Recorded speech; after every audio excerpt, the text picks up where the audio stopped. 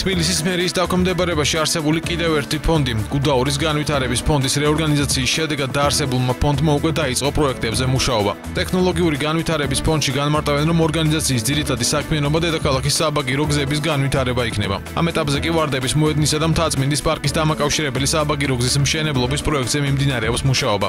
პროექტს ავსტრიული კომპანია დოპელმაიერი ახორციელებს და მისი სავარაუდო საინვესტიციო ღირებულება 13 მილიონი ლარია. ფონდის წარმომადგენლის შალვა ბულაშვილის განცხადებით თბილისის მასშტაბით კიდევ 9 საბაგირო გზის პროექტის განხილვა მიმდინარეობს. თბილისის საბაგირო გზის გზა შედგება ქვედა და ზედა სადგურებისაგან. საბაგირო გზის სიგრძე გახლავთ 1022 მეტრი.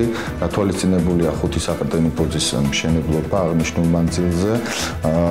საბაგირო გზა თვითონ შედგება 21 გონდოლისაგან, სამგზავრო გონდოლისაგან და გათვლილია თითოეული 8 პერსონაზე.